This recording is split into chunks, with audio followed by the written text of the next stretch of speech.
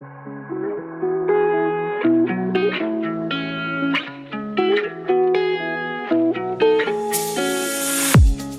listening to an AINC original podcast. We believe you don't have to do life without a compass. Let us be your guide on this amazing journey. Welcome to Navigating Life with Vision Loss. Hello, you are listening to Navigating Life with Vision Loss. I am your host, Kim Wardlow.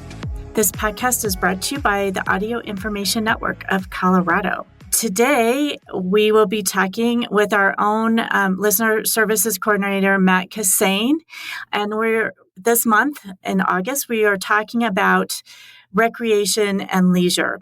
This coming Saturday is our Bringing Print to Life fundraising hike for AINC. And Matt has been working to kind of map out our trail for this year, and he has been a sighted guide in years past. So we're going to talk about hiking today and the experience of using a sighted guide. So Matt, thank you for agreeing to be with us today. I always start out just asking people if there's something that you would like to share that maybe people don't know about you. I'm sure many of our listeners do know you, or you may have helped them to set up their equipment. But is there a hobby or an interest you have that maybe people don't realize? Well, I just came back from a week reunion of my family, my 7 living siblings and some cousins in Michigan, up near the Sleeping Bear Dunes, near Traverse City. And I learned something about myself that was interesting, in that apparently my family has a very idiosyncratic sense of humor that nobody outside my family understands. And we've all thought that we were being humorous when people have been thinking we were crazy. And one of my nieces had just come back from Ireland, where she said they're the only people who understand our sense of humor are people in Ireland. And I said, well, I that's interesting, because I always thought that ever since I moved out to Colorado, if there was a Colorado thing, that people take me way too seriously. Mm-hmm. And she immediately said, "It's not them, it's you." So that is one thing I did learn about me. So if you think I'm taking things too seriously, let me know, because a lot of times I'm not. You're not. Okay, good to know. Good to know. So Matt, you were in charge this year of kind of scoping out our hike trail. Do you want to let folks know about the trail that we'll be hiking? And there's really a couple options for hikers this year. Yes. So we are doing it in our backyard, my backyard, a boulder at Chautauqua Park, which has many different trails that web out from it, of many different difficulties and challenges, from the Bear Peak and Gregory Canyon, and scaling the Flatirons, and to just a nice walk in the park type trails that they have there for those who like to do their summer vacationing in Chautauqua. And Penn had picked the Royal Arch Trail, which a lot of people in Boulder are very familiar with, or are somewhat familiar with, I should say. And a lot of people have done. It's quite popular. I've done it, I think, 2 or 3 times. And Alex, our senior tech manager, she is also familiar with it, and we quickly advised Penn that we can't have everybody do the Royal Arch, right? Because it could be kind of technical. It's very technical, it's very narrow in areas. People may get pushed around or fall off the trail in places. So yeah, it gets pretty technical. Although it is not a El Capitan by any means, but it's also it's a difficult like day hike for a place like Chautauqua. But it can be pretty challenging to guide people.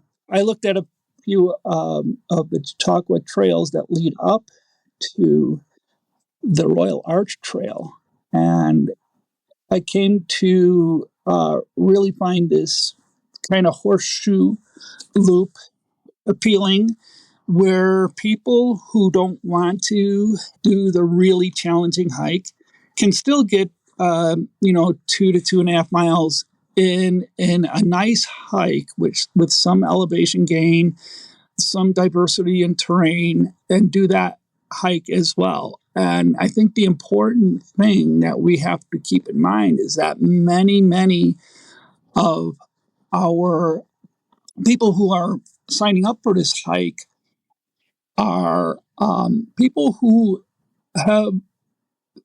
don't do very much hiking. Some people don't really get outdoors much, and others just they were very active when they were younger, but they haven't done any real hiking in a long time. So those are the people that I'm most concerned about, because we can get people out on the trails and get out there in nature and get the taste of it and be enthused by it. That is a big step for a lot of people. And so I don't want to push them all the way up to the Royal Arch if they don't. Not their comfort level. Right, exactly. There's a lot. Nature creates magic when it comes to a lot of neuroscience within your brain, positivity and combating depression and things like that. However, you don't want to create a trauma either. Right. So, because that would work against it. But it's not going to happen. People should be pretty excited and to hear the sounds, the birds, the animals going up the trees or across the ground. There the creek running, the wind, or the leaves rustling in the wind. That's going to be great for a lot of people.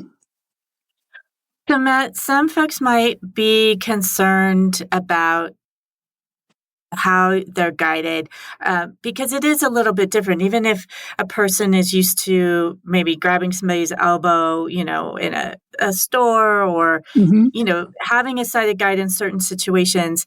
And I know you've been a guide the last 2 years that we've done the hike. Can you describe for folks the different ways? Because depending on the person and their preferences, there's different ways that a person can be guided on the hike, and a couple of them are not your typical way that you're guided around, the rest of your day-to-day life. Well, yeah, and I just in the 2 years, the 2 hikes that we've done, I had already had experience with different types of hikers, because last year I kind of interacted with other guides, and people kind of exchanged, switched off hikers with guides based on their pacing and things like that. So I got to learn with a few people. So things on the trail that are very important is, I think that some sort of an audio device, whether it's a bear bell or a clapper of some sort, or just the jingling of a keychain on your backpack or something like that, is really preferred because, if you have that, then you're always detected where you are. And if you're walking up to the right of the hiker, you're guiding them towards the center, the middle of the trail, or the smoothest path of the trail. And they know by hearing you that you are, that you're not falling off the trail or tripping over a rock, or maybe they hear you tripping over a rock, and there's also some echolocation involved in that, which is known to work very well in the outdoors. Although I know a lot of people use that just walking around the offices and things. And then to, ask your hiker questions and get to know them enough that you'll know, like, whether you're giving them too much information or, overwhelming them, or you can be a little more subtle. But there also are various ways you can discuss with them what they prefer. Do they prefer to grab your elbow? Or a trek pole. That's another option. A trek pole. The first year, the hiker I was guiding, Nick Eisenberg, a very seasoned hiker, he found a carabiner on the back of my backpack, and he preferred to hold on to that and to stay right behind me.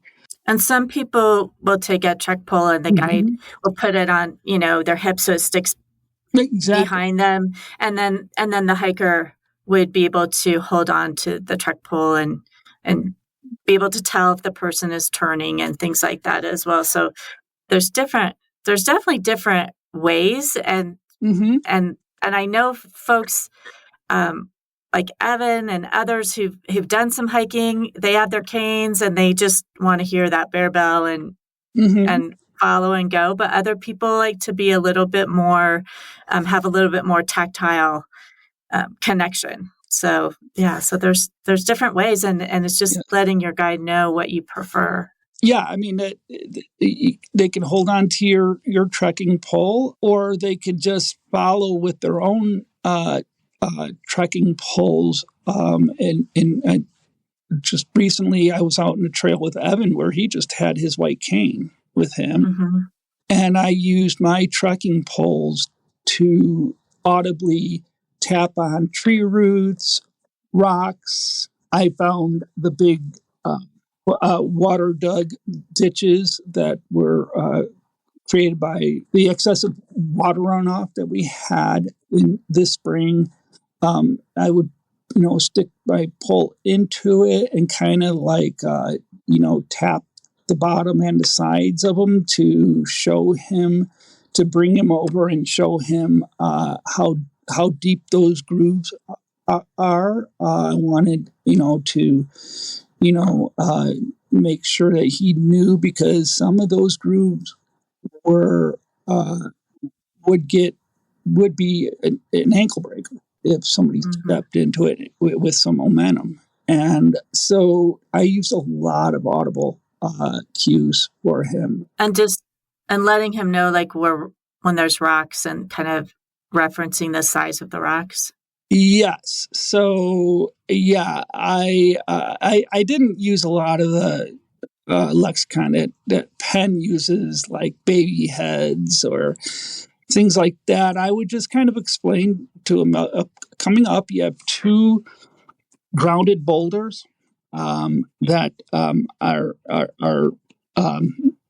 side by side. We're going to go between them and then tap them as I get, so he knows the size. There's a part of this trail where there was quite a few twisted tree roots, like above ground, ground level tree roots that, again, could probably break a foot or an ankle if you got lodged under them with momentum. And I don't think I ever said the words tree root so many times in my life when I was guiding him through that. But you could tap on them and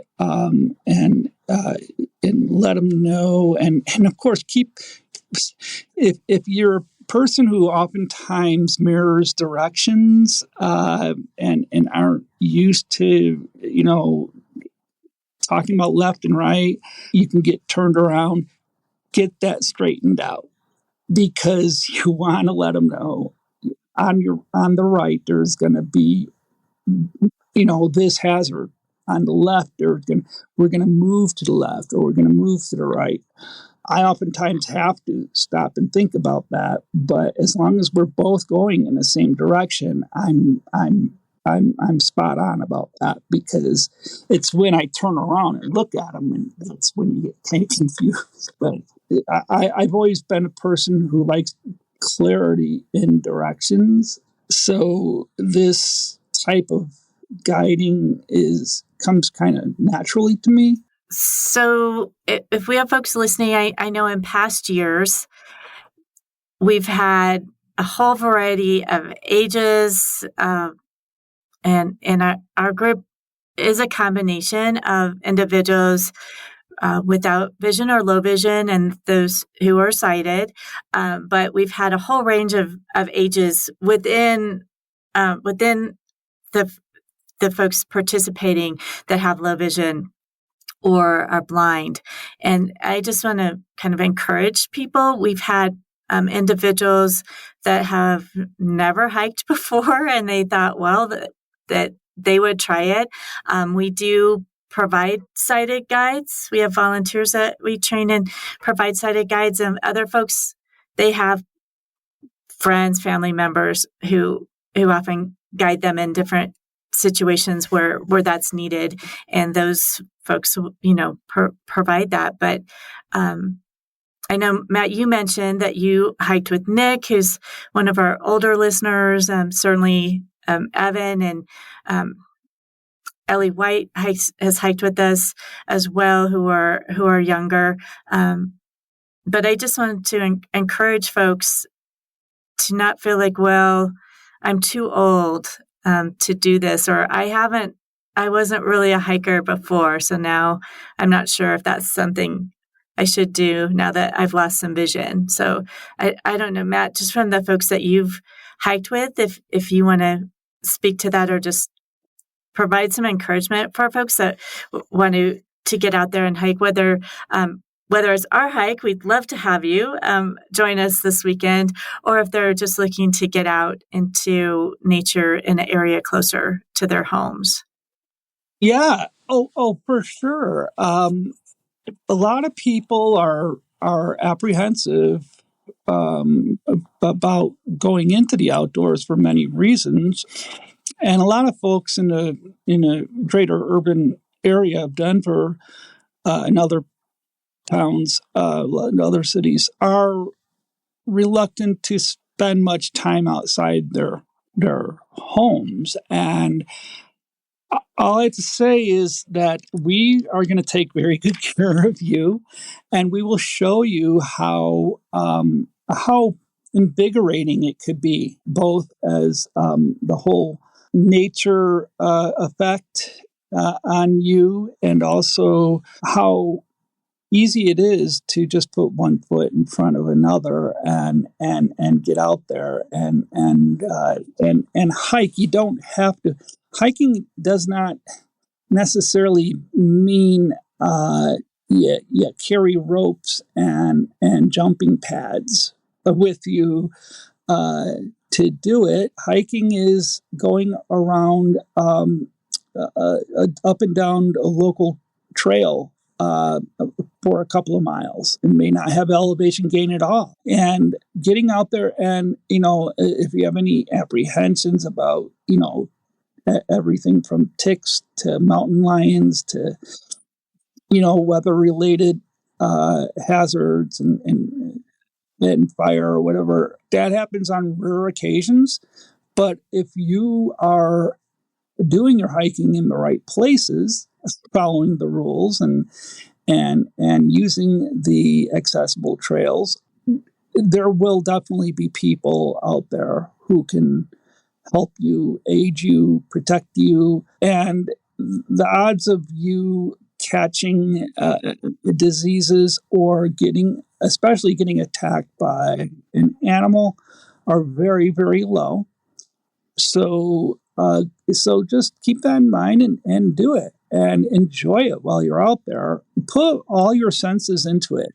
Listen to the birds, all the subtle smells that are out in nature, have been known to really invigorate your cognitive areas of the brain, the primitive areas of the brain. I actually lately, I've been revisiting a couple of audio. One's an audio book and one's a podcast by Florence Williams, the writer for Outdoors Magazine, among others. In 2019, I believe it was, she did an Audible original. It was called The 3-Day Effect, based on the research of a Utah-based neuroscientist named Strayer. I'm forgetting his first name, but who did research on the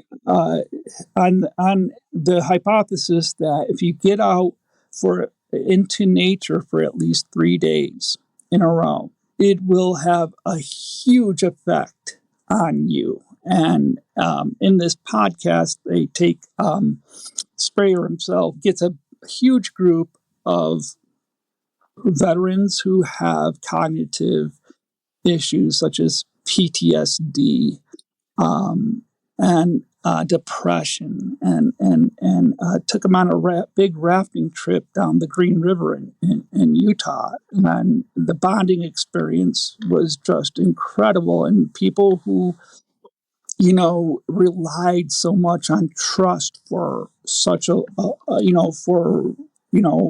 what they did, what they were, trusting the people around them, and all of a sudden to have, experiences that really kind of, shake that foundation, or much worse.